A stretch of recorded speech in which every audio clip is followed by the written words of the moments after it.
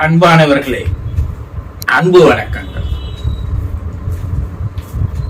ஆன்மா, ஆத்மா, ஆவி, ஜீவன், உயிர் என்பது என்ன?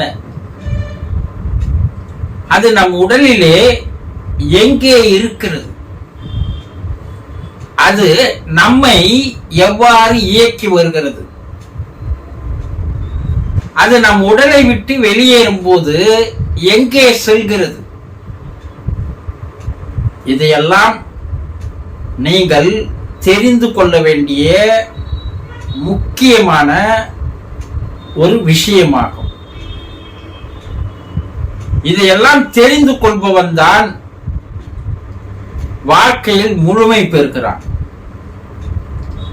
வாழ்க்கையை முழுமையாக வாழ்கிறான்.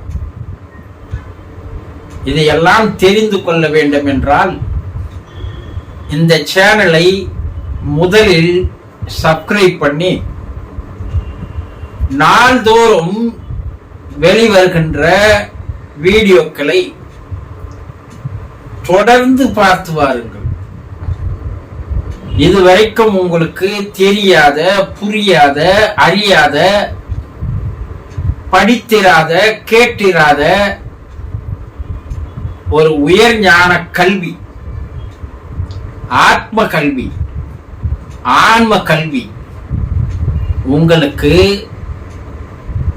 தெரிய ஆரம்பிக்கும். ஆகவே தொடர்ந்து பயணம் செய்யும். இன்று நாம் பார்க்க போவது என்னவென்றால், ஒரு அன்பர் குருஜி இறந்த பின்பு நாம் போகின்ற இடம் சொர்க்கமா நரகமா என்று ஒரு கேள்வி கேட்டிருக்கிறார். இறந்த பின்பு நாம் போகின்ற உலகம் எது?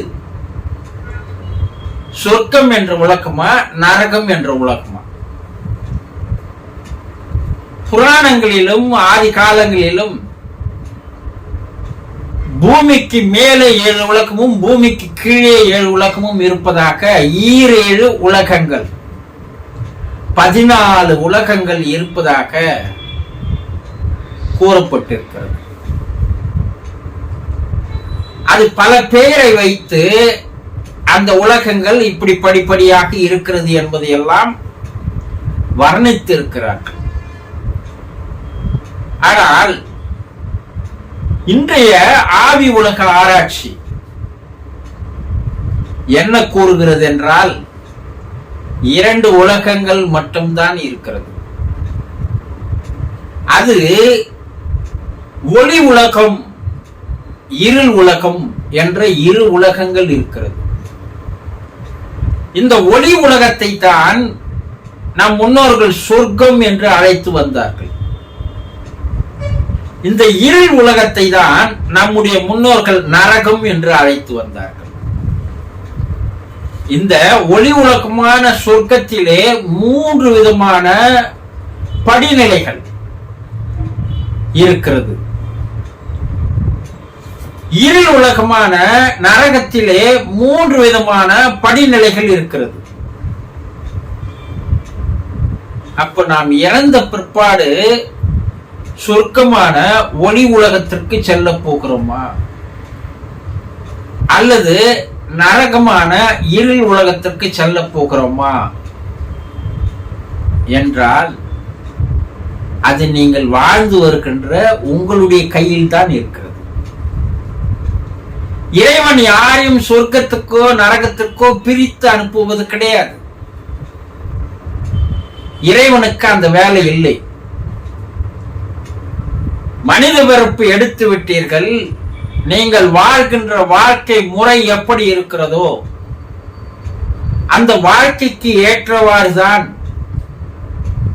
உங்களுடைய ஆன்மாவானது, மனமானது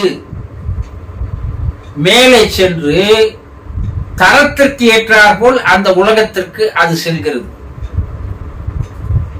இறைவனுக்கும் இதற்கும் எந்த விதமான சம்பந்தமும் இல்லை.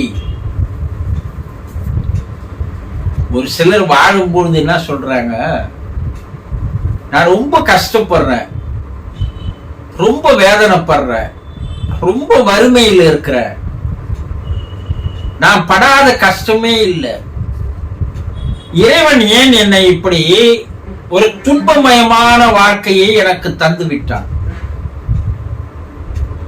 ஓர வஞ்சகன் இறைவன், பழி தீர்ப்பவன் இறைவன், தண்டனை தருபவன் இறைவன் என்றெல்லாம் இறைவன் மீது பழியை போடுகிறார்கள். பார்த்து வருகிறோம் அல்லவா? அவர்களை மட்டும் பணக்காரா வச்சிருக்கிறோம், அவர்களை மட்டும் வசதியா வச்சிருக்கிறோம்.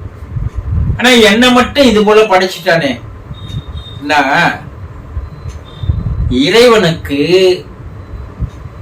யாரை செல்வந்தனாக மாற்ற வேண்டும், யாரை வறுமையில் வைக்க வேண்டும் என்றெல்லாம் அவனுடைய எண்ணம் அல்ல.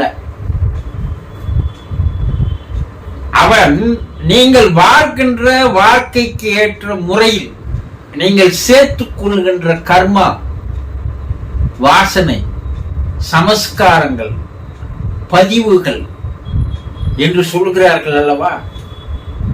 இந்த கர்மாக்களை நீங்கள் வாழும் பொழுது எந்த அளவிற்கு அதிகமாக சேர்த்துக் கொள்கிறீர்களோ, பாவங்களையே அதிகமாக சேர்த்துக் கொண்டால் நினைக்கின்ற எண்ணம் நல்லதாக இருப்பதில்லை. சுயநலமாக நான் என் குடும்பத்தார் மட்டும் சந்தோஷமாக வாழ்ந்தால் போதும், மற்றவர்களை பற்றி எனக்கு கவலை இல்லை, என் குடும்பம் சந்தோஷமாக இருப்பதற்காக நான் எந்த விதமான தவறு செய்வதற்கு நான் அஞ்சுவதில்லை, மற்றவர்களை ஏமாற்றுவேன், மற்றவர்களுடைய பணத்தை சுரண்டுவேன், மற்றவர்களுடைய செல்வத்தை திருடுவேன், மற்றவர்களிடம் லஞ்சம் வாங்கி அளவுக்கு அதிகமாக நான் சேர்த்துக் கொள்வேன். இன்றைய மக்களில் பெரும்பாலோர் அப்படித்தானே இருக்கிறார்கள். இவர்களெல்லாம் பணத்தை சேர்க்கவில்லை, பாவத்தை சேர்த்துக் கொண்டிருக்கிறார்கள். அது அவர்களுக்கு தெரிவதில்லை. இப்படி பாவத்தை, மற்றவர்களுடைய வைத்தறிச்சலை, மற்றவர்களுடைய சாபத்தை அவர்கள் சேர்த்து வருகிறார்கள். அப்படி சேர்த்து வருகின்ற பாவம் அதிகமாக இருக்குமேயானால் அவர்கள் நேரடியாக போகின்ற இடம் இருள் உலகம், நரகம்தான். அதே நேரத்தில் தான் மட்டுமல்ல, இந்த உலகமே சுபிட்சமாக இருக்க வேண்டும், உலக மக்கள் எல்லோரும் சந்தோஷமாக இருக்க வேண்டும், மகிழ்ச்சியாக இருக்க வேண்டும், ஆனந்தமாக இருக்க வேண்டும்.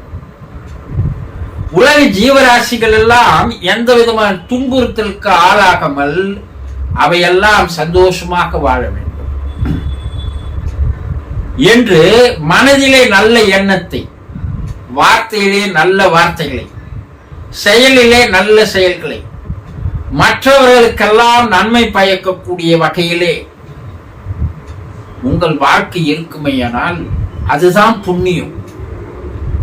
நீங்க கோயிலுக்கு போயிட்டு 10 ரூபாய் கொடுக்கறது, பிச்சைக்காரங்களுக்கெல்லாம் வந்து காசை போட்டுட்டு வந்து பல பேருக்கு சோத்தை போட்டுட்டு எனக்கு புண்ணியம் சேர்ந்துடுச்சுனீங்கன்னா அதை நீங்களும் ஏமாற்றிக் கொள்கிறீர்கள், மற்றவர்களும் ஏமாற்றுகிறீர்கள். அப்போ உங்களுடைய வாழ்க்கை சரியாக இருந்தால் எந்த நேரத்திலும், எந்த சூழ்நிலையிலும், எந்த ஜீவராசிகளுக்கும் துன்பம் ஏற்படாத வண்ணம் மன அளவில், வார்த்தை அளவில், செயல் அளவில் யார் பரிசுத்தமாக இருக்கிறார்களோ அதுதான் புண்ணியம். இப்படி வாழ்கின்ற வாழ்க்கையை நீங்கள் பூமியிலே சரியான முறையில் வாழ்ந்து வந்தால் நீங்கள் போகின்ற இடம் ஒளி உலகம், சொர்க்கம். ஆக நாம் மற்றவர்களுக்காக, மற்ற உயிரினங்களுக்காக, உலக ஜீவராசிகளுக்காக வாழ்கின்ற வாழ்க்கையை வாழ வேண்டும். நினைப்பது, எண்ணுவது, சிந்தனை செய்வது, பேசுவது, செயலில் ஈடுபடுவது, காரியம் மாற்றுவது எல்லாம் பல பேருக்கு நன்மை தரக்கூடியதாக இருக்க வேண்டும்.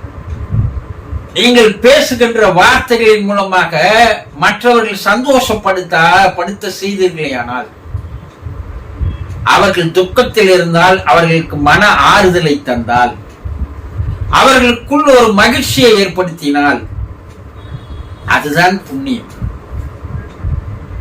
எறும்பு முதல் யானை வரை எல்லா ஜீவராசிகள் உடலிலும் ஆன்மா என்ற ஆண்டவன் இருந்து வருகிறான். உயிர் உள்ள எல்லா ஜீவராசிகளையும் இறைவன் உள்ளே இருந்து கொண்டு இயக்கிக் கொண்டிருக்கின்றான். அது விலங்கினங்களாக, மிருகங்களாக, பறவைகளாக, பூச்சிக்களாக, எதுவாக இருந்தாலும் அது உயிரோடு இருக்கிறது அல்லவா? அந்த உயிர் என்பது என்ன?